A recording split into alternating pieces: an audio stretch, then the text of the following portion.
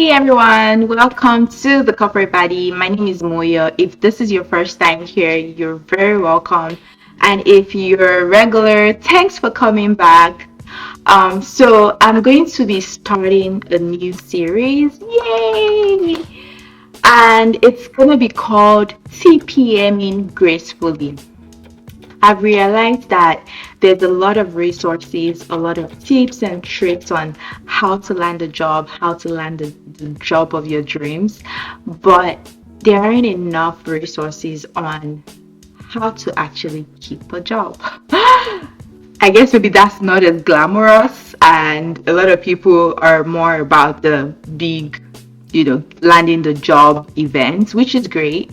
But I also think that it's important that we learn skills. We talk about skills that are necessary for us to be successful on the job, which is part of what the corporate body is about. For you to thrive in your job, for you to be able to learn things that would help you be the best version of yourself, the best employee version of yourself, the best buddy of yourself. So I'm going to be talking about different scenarios, practical things that happen on the job as a technical project manager, as a project manager, really, in which you can apply these tips or whatever in different areas of your career. So I'm just going to be sharing those regularly. We'll talk about them. I'll talk about my personal experience and practical steps that I took in those specific situations. So let's get to today's video. So I want to point out that while working through some of these TPMing gracefully examples, these are things that you can actually say during interviews because they're actual day-to-day practical examples of things that you see on the job.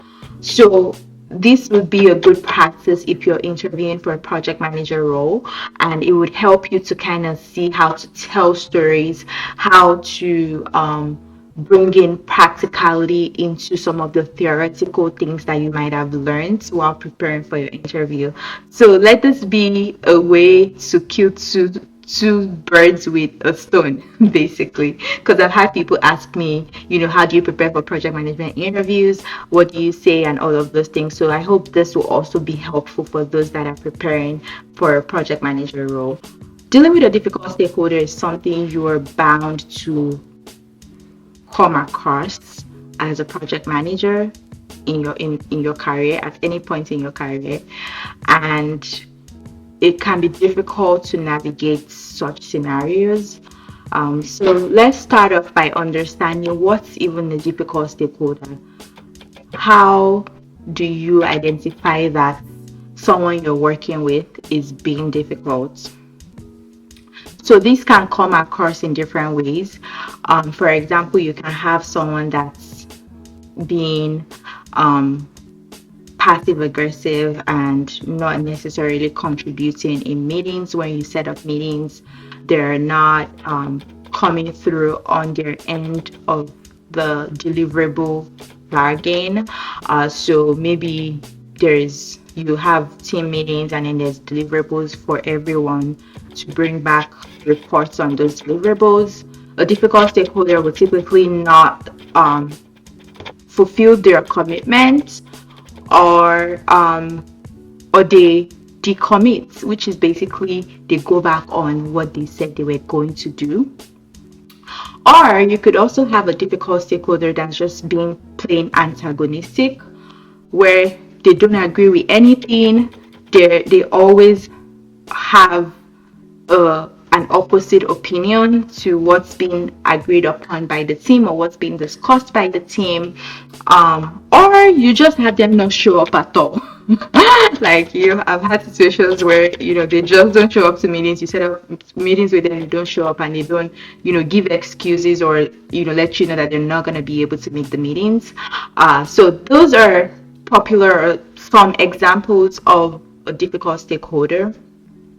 And now, how do you deal with this kind of thing as a project manager that's expected to bring a group of people together and set a goal, walk these people through the goals and be achieve the goal at a specified timeline, within a specified timeline. First thing that you want to do is to identify the root cause. Like, why is this person being difficult? And come from a place of empathy.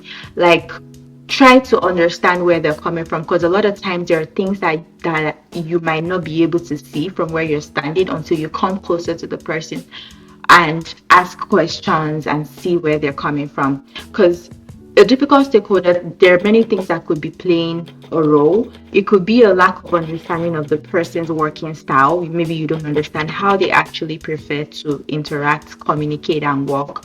It could be that there's a competency issue. Maybe they actually struggle with their jobs or don't have clarity on their responsibilities and job descriptions, and also like maybe you are not communicating that clearly what their role is in the project. So it could be coming from different angles, and it's important that you understand the underlying cause of this situation before you jump into problem solving.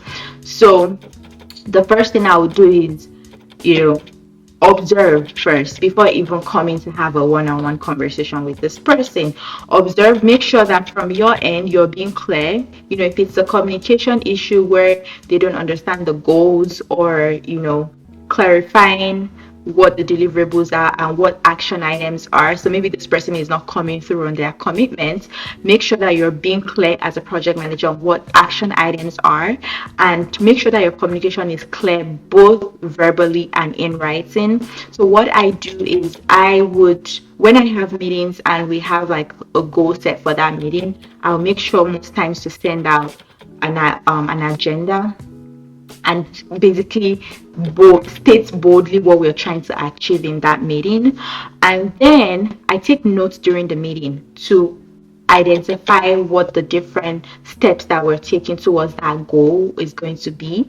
So are there action items for different stakeholders within that meeting? Make sure to state it down and get commitment verbally on the call, like, hey, this is what we agreed upon in this meeting, and this is what each and everyone is going to do.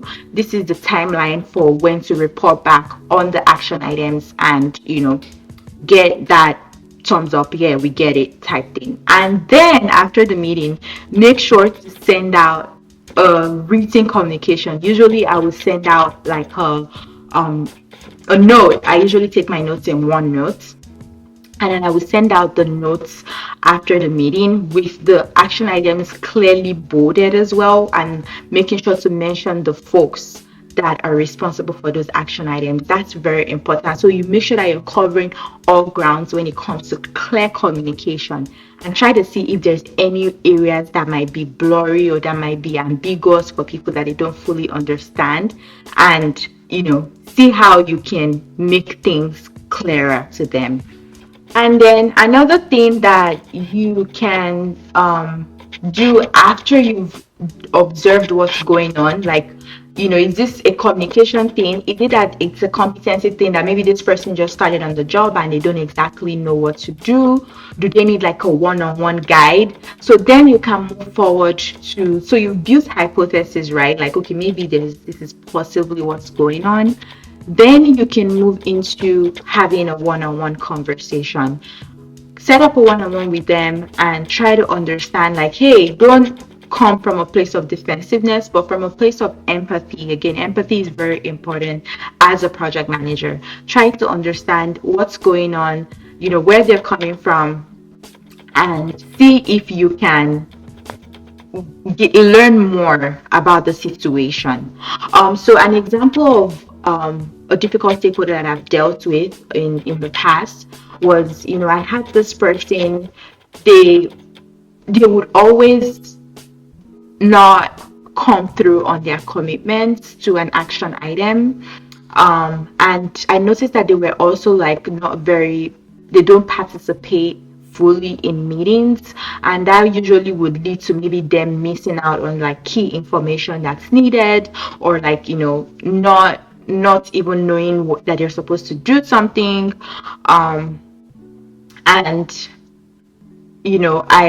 I I thought this went on for a while and it was impacting the progress of the project. So I observed the situation. I try to understand what this person's communication style is. They were more of like, more traditional, old school type person, and that's kind of how like they like to communicate. And I decided to set up a one-on-one with them. And I came from a place of, I'm just trying to understand, like, am I not being like clear enough in action items? Like, I want to get your thoughts on how I'm actually doing as a project manager to move this project forward. Like I approached it from a place of I wanted their feedback to see where maybe I could deduce where the problem was coming from. And they basically like I said that they had been at the company for a long time, and I was fairly recent and fairly new within the company, so there was a trust issue to the trust component to it. From what I deduced from that one-on-one, they didn't fully trust me, and they were also more of like a relationship person. They had built relationship with like most people on the team because they had been with the company for a long time. But me coming in as a new person, it was still they didn't have that relationship, so it was kind of hard for them to stay like committed and build that trust. So I was able to learn that from that one-on-one. I was like, okay, great. This person likes relationships, and like, how about I set up like regular one-on-ones with you, just trying to build that relationship and understand like the basics of their work, the responsibility that they have, and how that plays a role in the project, and kind of help like progress things forward. And I noticed that they got more comfortable over time, and like they even became like an advocate for me in meetings and in other situations, and that kind of helps like soften things, and they were coming through on their commitment even more. So you can see how I kind of talk through that. If you were interviewing as well, you would talk through the situation, what you did, what your thought process was, and what the results were at the end of it. In general, dealing with a difficult stakeholder, like I said, try to understand the underlying root cause of the situation, understand what your role in that situation and how you can make things better, and then try to have a clear communication about what's going on with the person to deduce that. And once you've identified the situation, if it's a competency thing, do they need more training? Do they need do you need to talk to their manager to kind of guide them more on things? Do you need to give them more artifacts about the project for them to come up to speed really quickly, so they know how to like respond to action items and situations? If it's a communication thing, is there a way that they prefer to communicate that you're not communicating already? Is there adjustments that can be made to improve communication? And if it's like a personality thing, that's also something that you can work through by building relationships. Try to understand this person. Project management is you're in the business of people, and you're going to be dealing with lots of people with different personality traits, with different communication skill level, with preferences and so on. And you just need to properly read people, understand how they work, so you can work together with them to achieve that common goal that is the project. So if you have other examples of dealing with a difficult stakeholder, I'll definitely love to hear it in the comment section. And if you have specific questions for me, you can reach out to me at the Corporate Buddy on Instagram, or just email me. I'll put my details in the description box and let me know. Thank you for watching today's video, and I hope that you found it helpful. Bye.